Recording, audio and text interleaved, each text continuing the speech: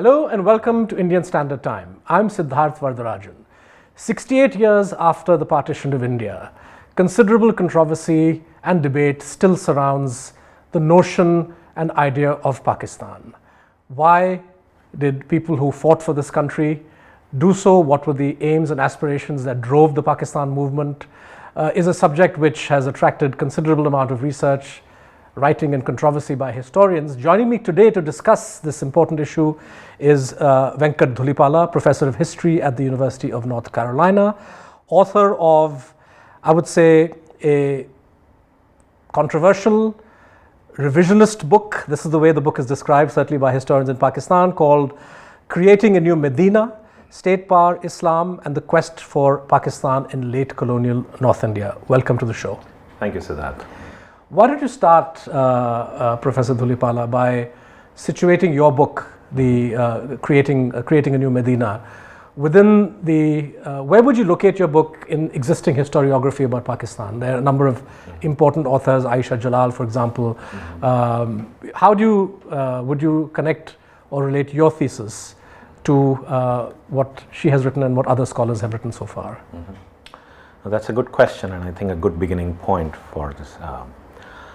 If you look at the historiography on the partition, especially over the last 30 years, the idea that has held the field is that Pakistan was this vague idea which happened, and Pakistan got created in 1947 as if it was almost like a weather disturbance. Now, what do I mean by this term, a vague idea? It has been argued that Mr. Muhammad Ali Jinnah, the creator of Pakistan, he picks up this idea of Pakistan, never quite defines it clearly, and gives a certain impression that he is using this as a bargaining chip or a bargaining counter in his negotiations with the British government, the Indian National Congress. This over transfer of power. Now, the bargaining chip theory is something which kind of emerges in the 1940s itself when this process is on. And it is an idea which has not gone away yet. So on the one hand, there is a belief that Mr. Jinnah is using Pakistan as a bargaining chip in order to gain for the Muslims a position of equality with the numerically more preponderant Hindus in an undivided India. So the idea which is pushed forth by Professor Aisha Jalal is that Jinnah never even wanted a Pakistan. That in itself was a controversial thesis, or was when it came out. That was a controversial thesis, calling into question, the intention of the father of the nation itself, in a way saying that the father of the nation never wanted the nation to come into existence.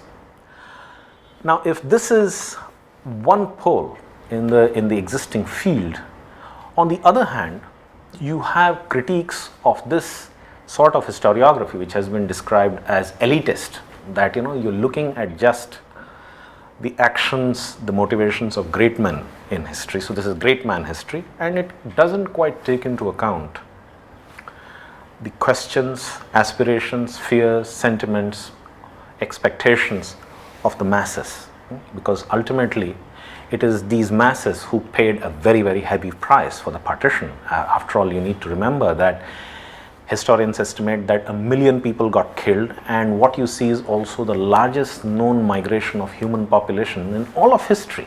13 million people crossed borders, and this is a forced movement. So in response to elitist historiography, what you have is the development of another pole of subaltern studies scholars who then focus on the experiences of the survivors of the partition and believe that looking now for causes of why partition happened, it's almost a puerile exercise.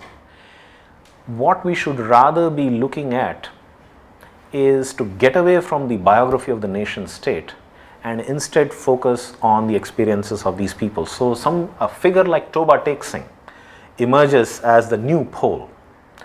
Now, even this stream of historical scholarship, even though sharply differing in its focus from that of the elitist historians. However, comes to a certain consensus with with this other field. The consensus is over this idea that yes, Pakistan was a very popular thing. There was widespread support for the idea of Pakistan, but they agree with these historians of elitist histories that nobody really knew what this Pakistan meant. At best, it was a vague idea, an emotional slogan behind which Muslims of the subcontinent rallied without being aware of its meaning or implications. Now, my own book asks the question, how is the idea of Pakistan articulated and debated in the public sphere? And how is popular mobilization happening for its successful realization? If we are to really take seriously Amartya Sen's idea that India is a very argumentative society, surely the idea of Pakistan would have been talked about, discussed, debated, thrashed out, fought about in the public sphere. And my own research, and this centers on UP, which is arguably the place where the movement for the creation of Pakistan begins. And I found that there was fairly intelligent, sophisticated, intensive and extensive debate on the question of Pakistan, right from the time of the Lahore Resolution in March 1940, all the way through till 1947. So this is debate in the form of pamphlets, public meetings, newspaper articles? Yes, indeed. If you sermons in mosques? Yes. So if you look at it, you have the columns of the Urdu press, public meetings, political conferences, and if you look at the 1940s, there is a public meeting, political conference related to Pakistan happening almost every week in some part of UP, or several of these things happening in some part of UP. Pamphlets, public meetings, and elections too. Remember, the 1945-46 sees a referendum on Pakistan. But with a very limited franchise. With a very limited franchise. The franchise is confined to about 10 to 15% between 10 and 15% of the population. The franchise is, of course, restricted to people with adequate property, with some income, property qualifications, taxpayers, people who may have served in the army, their dependents, so on and so forth. So looking at this public debate on the question of Pakistan, there are a few issues which come up. And especially if we were to look at the Muslim League's pitch to its base or to the electorate, Pakistan is often comes across as an ideal Islamic utopia that the Muslim League is going to set up in a particular part of India. Secondly, it is pointed out that this new nation state which is going to be created is going to be the largest Islamic state in the world. It is going to be the leader and protector of not just the Indian Muslims but of the global community of Muslims, the Ummah itself. And finally, who were presumably left bereft by the collapse of the Caliphate. By the Caliphate. So it is going to emerge as a worthy successor to the defunct Ottoman Caliphate, which has dropped the baton at the end of World War I. Right. So this, in a nutshell, is the kind of the thesis. Yeah. But for the sake of argument, couldn't one say that this is also still within the realm of elite politics? I mean, we're talking of a debate addressed to and responded to by 10 to 15% of the Muslim population. The vast masses are not part of this debate. Nor are they mobilized in the way that the Congress party would mobilize lakhs and lakhs of people. So this is still, at the intellectual level, a debate confined to a very small section of the population. I would kind of beg to differ on that. Yes. So you said there were wider resonances. I would think so, and the reason why I would say this is the following.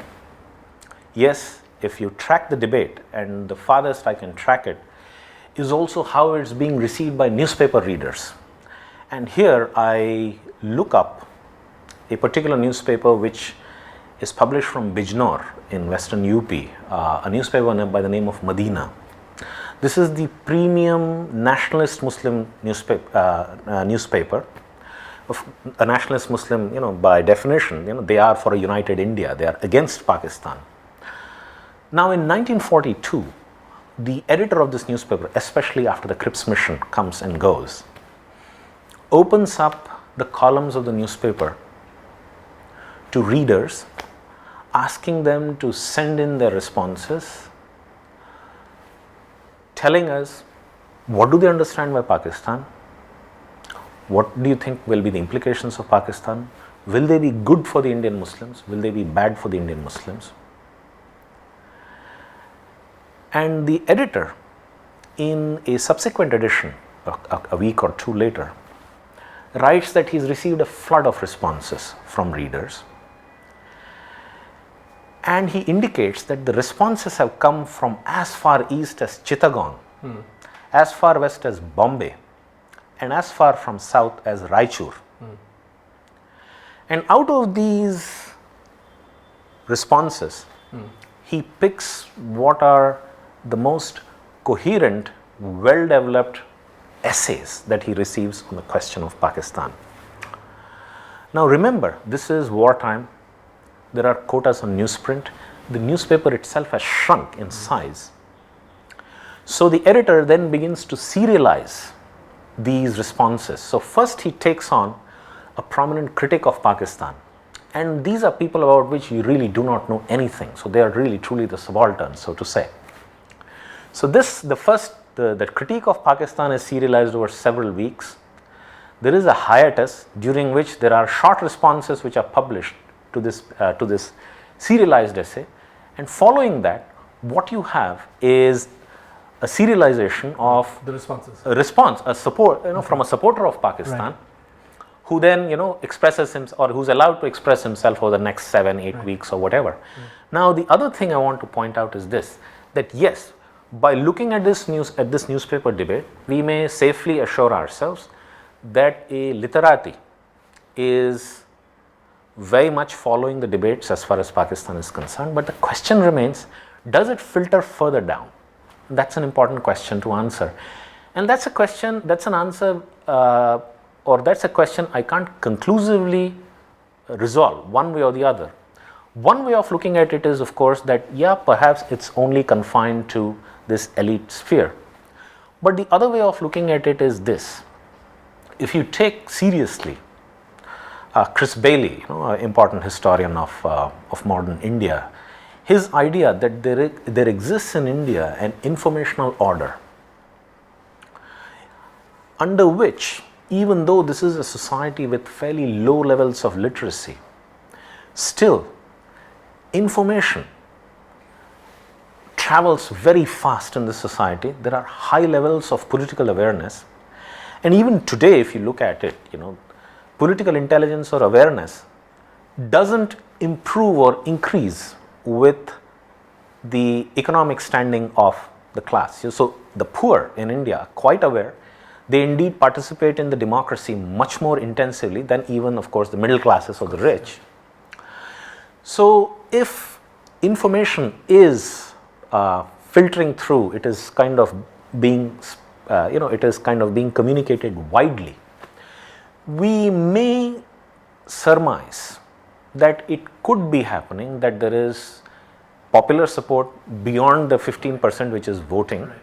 And we also need to understand that during electioneering, you are mobilizing as many people as possible. Yeah.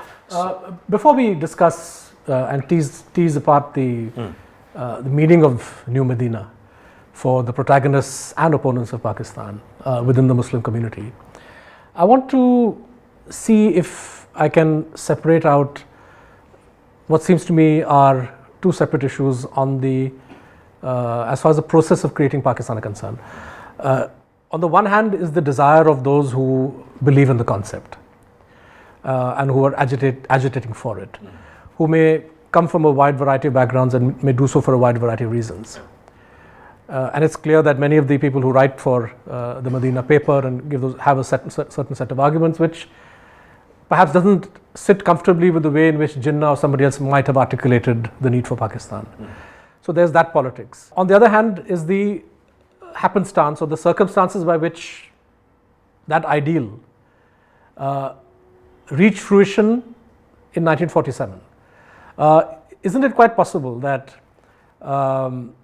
notwithstanding the debate over New Medina, Pakistan as not simply a homeland for Indian Muslims, but a vector or a vehicle for the regeneration of Islam in the world, which is what the New Medina concept might be, regardless of that idea, Pakistan did also come about simply because of the way in which politics at the end of the Raj fell into place. I mean, we have Maulana Azad's memoirs, for example, the so-called hidden chapter where he discusses Nehru's reaction to the cabinet mission plan and so on, that had things gone a little bit differently, perhaps Pakistan might not have been created.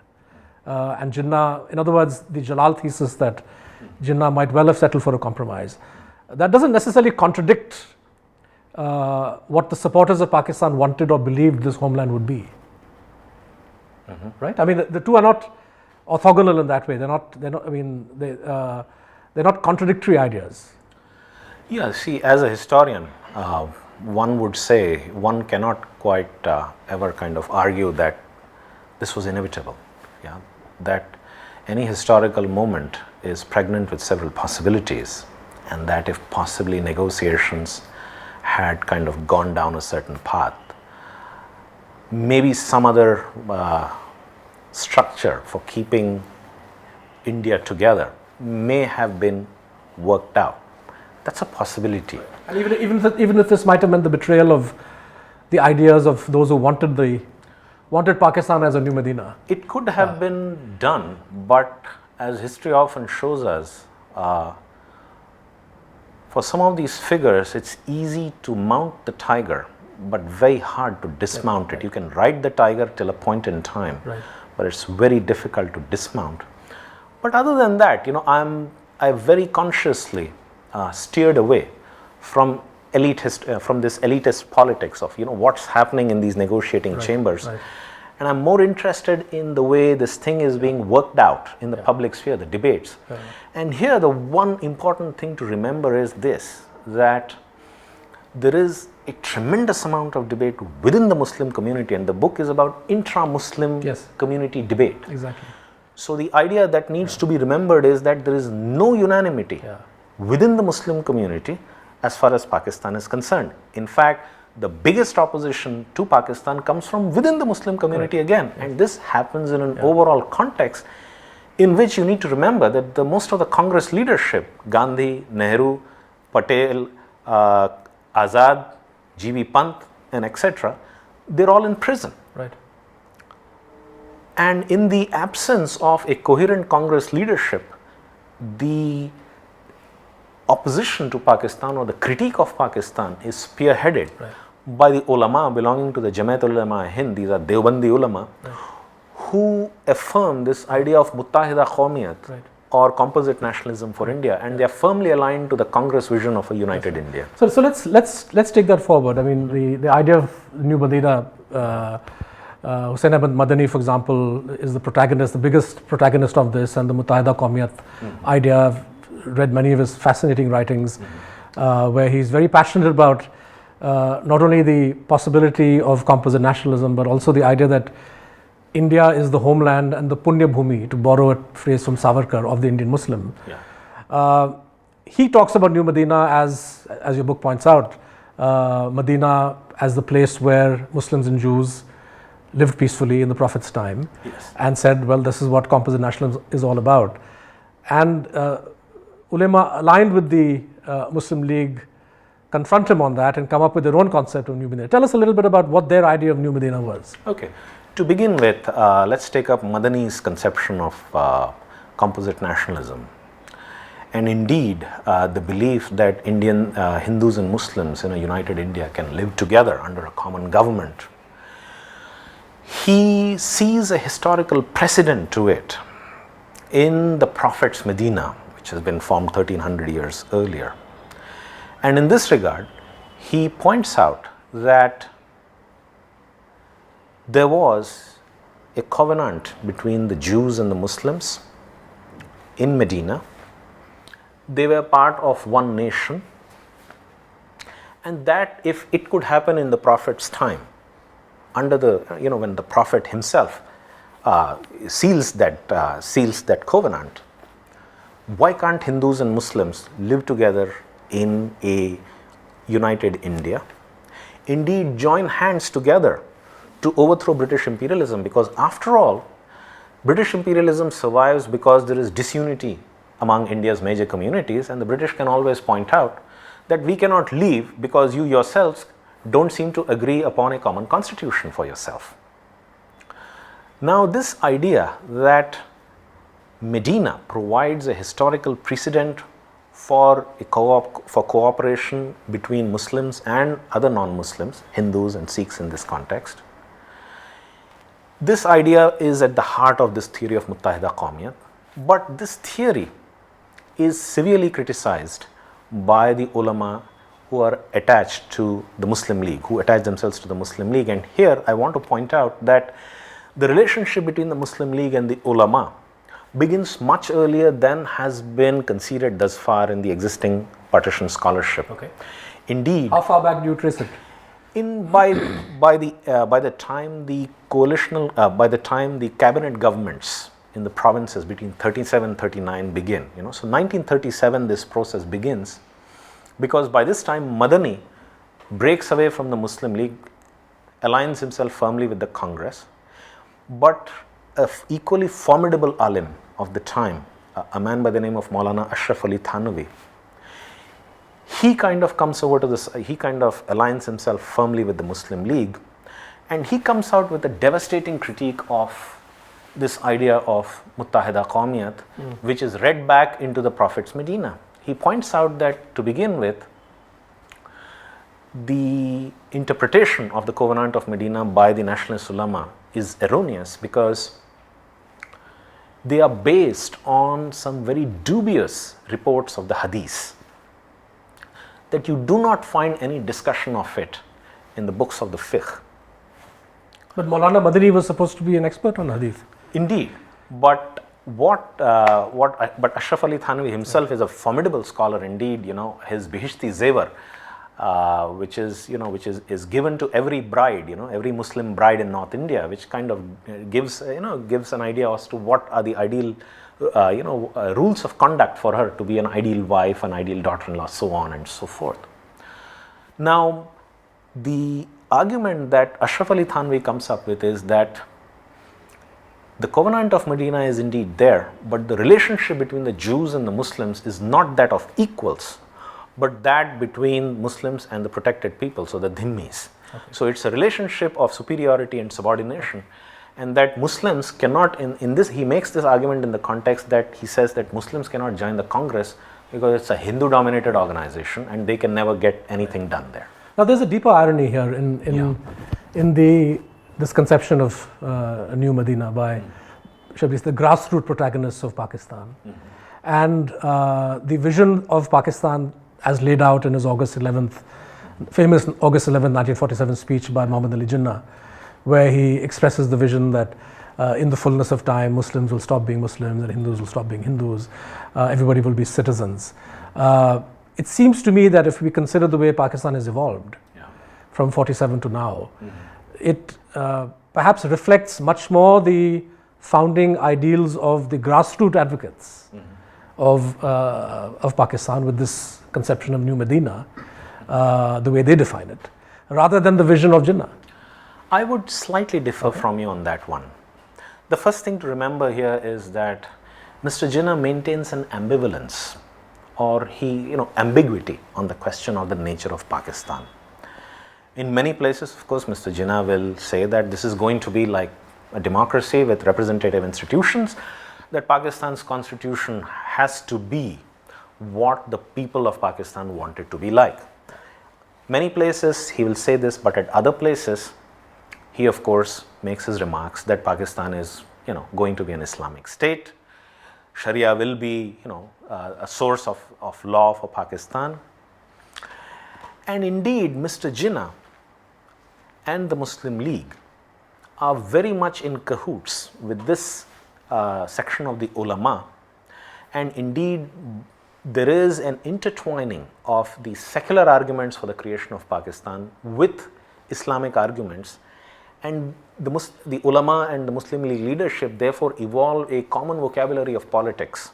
So on the one hand, you will have Mr. Jinnah or his associates, especially people like Raja of Mahmudabad, Liaquat Ali Khan, so on and so forth, talking about Pakistan as the viability of Pakistan, how it's going to be viable as an economic state, viable from a viewpoint of military defense, so on and so forth, but also using Islamist arguments. Indeed, somebody like Raja of Mahmudabad himself compares this experiment to the creation of the first Medina by the Prophet in 1300 years earlier.